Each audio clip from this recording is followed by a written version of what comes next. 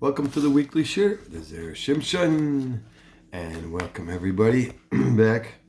I hope everybody's doing wonderful, and I'll try to make it through this year without coughing because I've been coughing, about 2 weeks now. But I'm doing better. Baruch Hashem. I don't have fever. There's no other crazy things. It's just this time of the year, I guess. We're gonna be. Anyway, this week's shir is Chavav Tevis, right? And Tavshin Pei Gimel, and it's almost Erev Shabbos. It's still Thursday by us, and it's Parshas VoAyra, and it's a very unique parsha because this is the parsha that everybody wants to learn before they say the Haggadah. So, see, I told you, I apologize in the Chatchila. So I'll try to do this as shortly as possible. Why did Hashem make the Bnei Israel rich with the blood and the water and the blood? It says, "V'hadaga asher b'ya'ar mesa," the fish in the river died, and Yuvash ha'ya'ar, the river became foul, and the Egyptians couldn't drink water from the river. Surprise. And not only that, but there was blood throughout the land of Egypt. Now, we're told the Bnei Israel became wealthy from the plague of the blood, since the only way an Egyptian was able to obtain water was by purchasing it from a Jew. That's what Shmais Rabbah. But what was the point of making Jews wealthy now? They were still in Egypt, right? Still in Mitzrayim. After all, Hashem's promise was that they would become rich when it was their time to leave, right? Why did the process begin now, so much in advance of their departure? The Gemara says, Rabbi Pinchas ben Chama says, poverty is worse for a person's household than 50 plagues. That's Gemara Baba Basra 116a. We know that the Egyptians were afflicted with 50 plagues, according to Rabbi Akiva, in Egypt, and that Hashem wanted the Egyptians to know that the plagues had come because they were enslaving the Bnei Yisrael. If Bnei Yisrael were stricken with terrible poverty, it would mean that they were being hit harder than the Egyptians themselves, since, as Rabbi Pinchas ben Chama says, poverty is worse than 50 plagues. Furthermore, if both Bnei Israel and the Egyptians were suffering so greatly, it would have been impossible to recognize who exactly was being punished, which would have been defeating the purpose of the plagues. Hashem therefore made Bnei Israel wealthy from the first plague by making it obvious that the plagues were a punishment for the Egyptians' terrible actions. We can also answer this question by quoting from the Zohar, which says that Eov was one of Paro's advisors. Right? We know he had 3 advisors.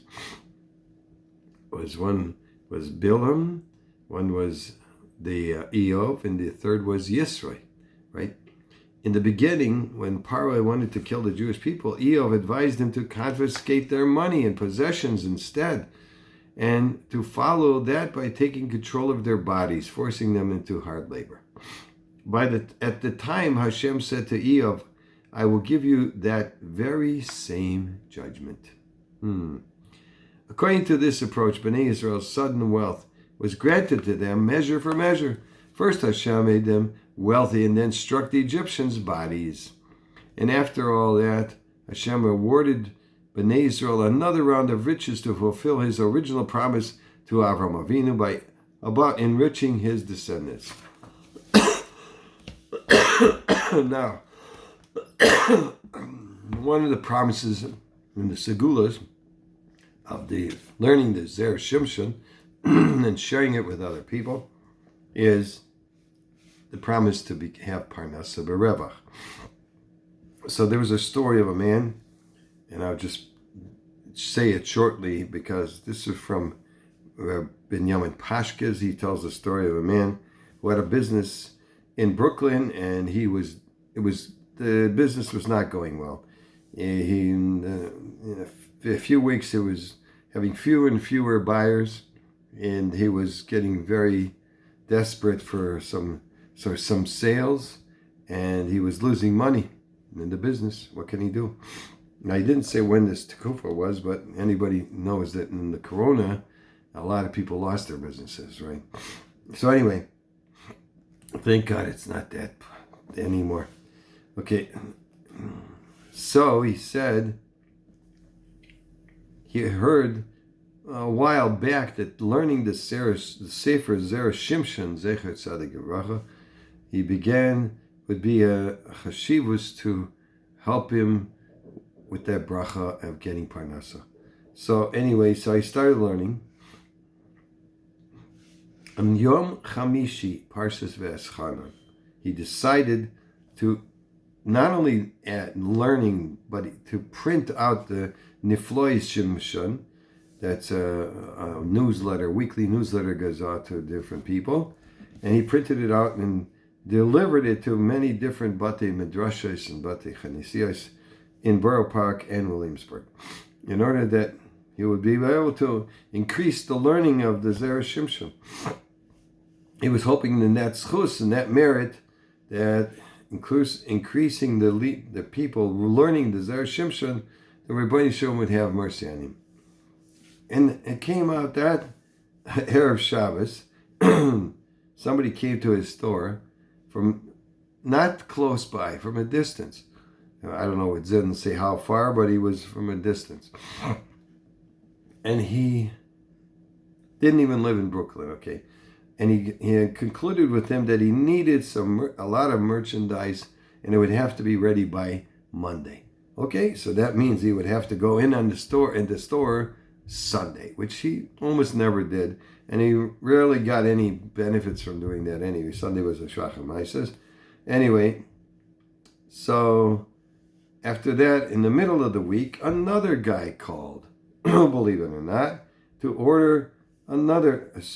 This is even a bigger amount with a bigger profit. So he said, this is simple to me. The way these things happened, one after another. After I started learning Zera Shimshon and started distributing the Nifloi Shimshon, he was certain that it was in the schus of the holy Reb Shimshon Achmeni that when he was distributing his Torah, that stood for him in that time of need, and he Baruch Hashem had hatzlacha in his business. So may everybody this week have a bracha for parnasa, hatzlacha in their businesses and whatever they do. Not lose any money either. That's a very important thing. Okay, that's probably just as important as making money. All right, everybody have a wonderful Shabbos, and I wish you all the best. Bye.